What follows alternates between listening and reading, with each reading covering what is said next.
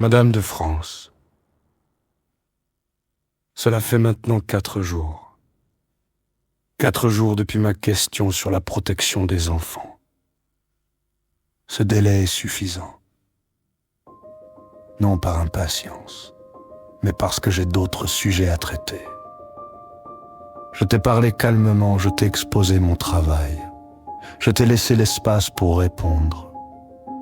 À présent, je vais être plus frontal, et je l'assume. Quand je suis entré dans le débat public, je ne cherchais pas un clash. Je cherchais des repères, des comparaisons, des rivaux au sens politique. C'est pour cela que j'ai lu ton projet entièrement. Je ne cherchais pas à le discréditer, je cherchais à comprendre comment il gouverne concrètement. Et c'est là que le problème apparaît. Ton système repose sur un pouvoir concentré, héréditaire et verrouillé par des lois irrévisables.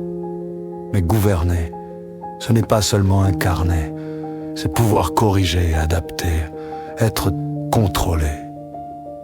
Or, dans ton texte, les contre-pouvoirs sont faibles, le pluralisme organisé est absent et certains fondements sont intouchables, même en cas d'erreur ou de crise. Ce n'est pas une opinion, c'est écrit. Alors maintenant, je vais poser des questions fermées et j'attends des réponses fermées. Première question. Si la forme républicaine ne peut pas être visée légalement, par quel chemin institutionnel ton système arrive-t-il au pouvoir?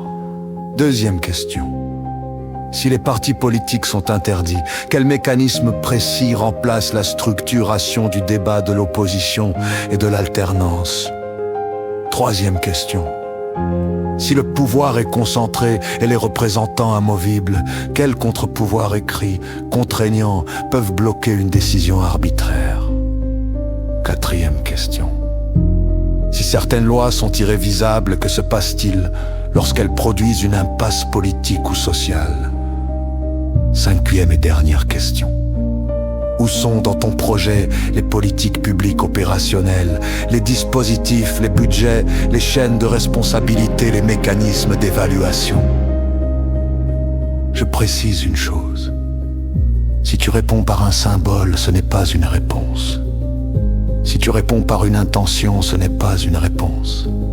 Si tu réponds par l'histoire, ce n'est pas une réponse.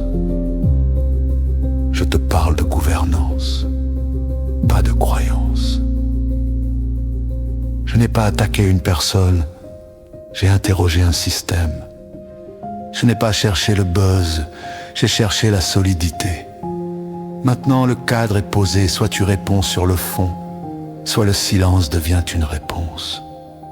Et en politique, un système qui ne peut pas répondre ne peut tout simplement pas gouverner.